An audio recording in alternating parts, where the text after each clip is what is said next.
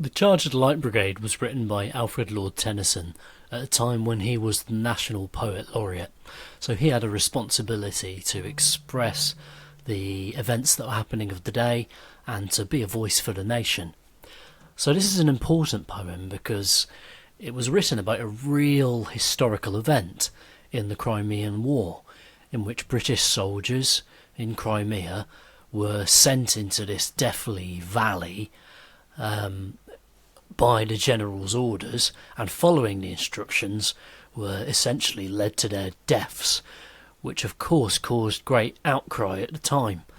The soldiers were surrounded by cannon fire from the Russian enemies, and so many of them were defeated. The Russians had the higher ground and completely outgunned them with this small cavalry brigade of 600 men.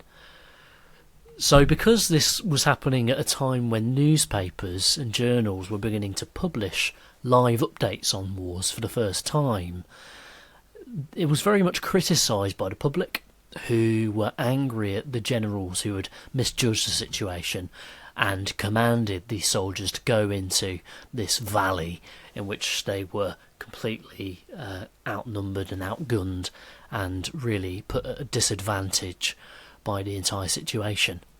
So you can imagine that it stirred up quite a bit of negative feeling towards the war. And so Alfred Lord Tennyson's job was to try and express that and find a fine line between respecting the soldiers who'd given their life in sacrifice in representing his country, but also recognising that the tragedy that had really occurred in this situation.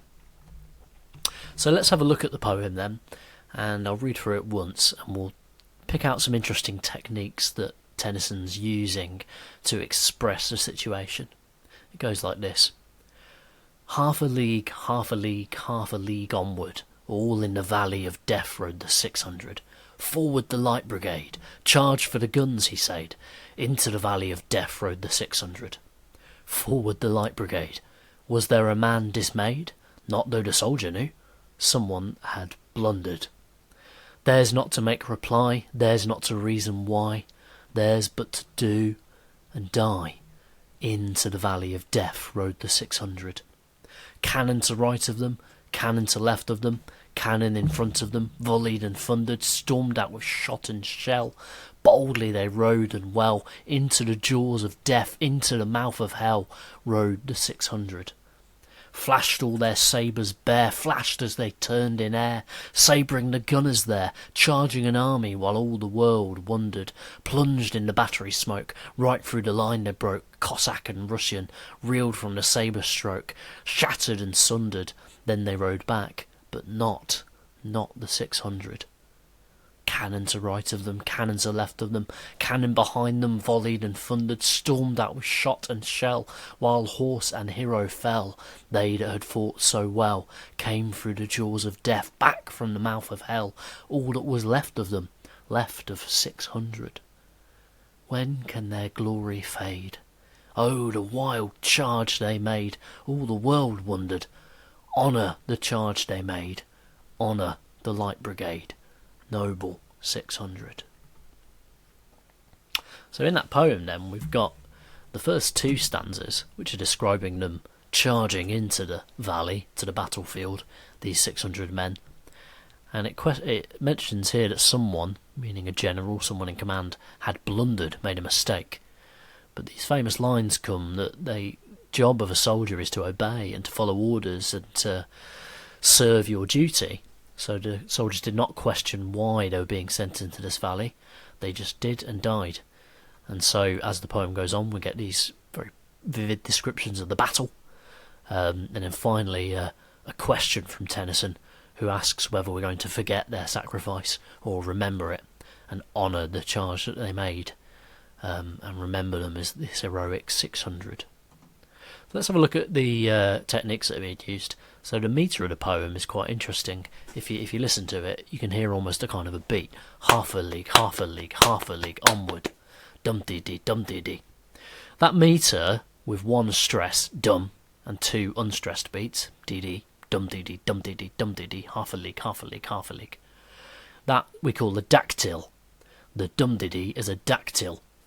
And much like Shakespeare uses iambs, iambic pentameter, de-dum, de-dum, de-dum, de-dum, de-dum, this one uses dactyls, dum-de-dee, to create a sense in the poem. And it's really up to you what you think, what you interpret that as, that sound or that rhythm, that beat. For me, I think it sounds quite pacey. It's almost the sound of a horse's gallop, leaping off on 2 feet and landing on the other 2 to balance itself.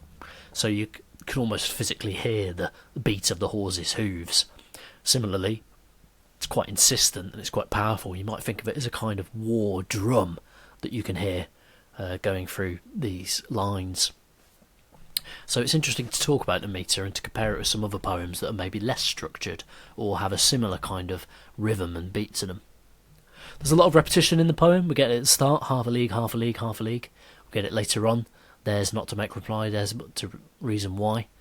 We get the canon, which the word canon is repeated several times, 6 times, you can see in the 3rd and the 5th stanzas. And so this is a very repetitive poem. I feel that's on purpose as well. War is repetitive, and the sounds of war will be repetitive, the cannons and the blasts and the fires.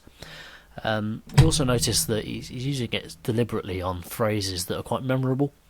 So that line about there's not to make reply, there's not to reason why. He repeats these words, there's not, there's not. It almost makes it like a slogan, like a motto. And mottos would be very popular in the army. They would have been used quite a lot to represent the things that the soldiers had to believe and had to honour in their duty. We also get in the poem this refrain, 600. You can see the word 600 is actually used at the end of each stanza. First, in the first 3 we get the rode the 600 as they ride into battle.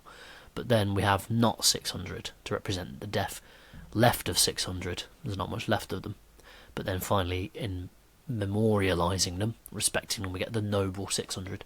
So by using a refrain, it's almost like a chorus in a song, they're repeating these words to keep coming back to them and give them new meaning each time. It also really cements that phrase 600 in our heads, so that does some of the job of creating a kind of mythos around them. They kind of become a legend. We're used to the phrase 600, the 600, by the end of the poem. And that's what Tennyson wanted. He wanted to memorialise them and create a sense of them in your mind. We also get this interesting metaphor about the jaws of death and the mouth of hell. Very vivid to imagine death as having jaws. You can kind of infer that that means death is consuming them, swallowing them up, as they would have felt in this situation. And we get a reference to the valley of death as well. You notice that there on the end of the 2nd stanza, into the valley of death. Well, this phrase would have been really familiar to the audience at the time, because it's used in hymns, it's used in psalms, in the Bible. And so in the full phrase, we hear that Christians often pray that even though they walk in the valley of death, they will fear no evil, for God is with them. And that's an interesting thing to quote or to use, because that would be a phrase that's really familiar to the audience. But here, valley of death becomes literally true. They are in a valley, they're going to die. And so the link that the audience might make is to religion. They might ask, was God with them in this situation? Maybe they'd take some comfort in the idea that he was watching over them, or that these boys might have gone to heaven. Or they might question it. They might be almost disturbed by the idea that, is this really a situation where they were protected in the valley of death, where they were sent to die? We get at the end the rhetorical question, when can their glory fade? It's forcing you, the reader, to ask that question of yourself, and therefore to answer it, to hopefully put yourself in a situation where you're going to remember and respect the memory of these men. So that's the poem. You might ask what you would compare it to. There's a few interesting comparisons. Exposure's an interesting one, because you might say Exposure is quite an anti-war poem. There's a lot of criticism of war there. What are they there for? It's unclear the purpose. It all feels a bit meaningless and hard. Whereas in this poem, Charge of the Light Brigade, there is a purpose, and it seems to be quite respected.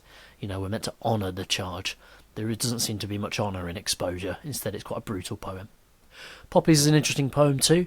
The writer of Poppies and the writer of Charge of the Light Brigade were both civilians. They weren't soldiers. They weren't in the battle, unlike Exposure, where Wilfred Owen really was there in the trenches. And so it's interesting to see the civilian take on battle. In both situations, they're remembering and honouring people who've died. And much the same in What Were They Like? It's asking us about the question of memory. Do we remember? Do we honour the memory of people who've died? And do we respect their memory in the way that we remember and talk about these wars? So, those would be some interesting comparisons. You need to have a think about the poem and have a think about, if you were planning an essay, what you would compare in Charge of the Light Brigade to the other poems. Good luck.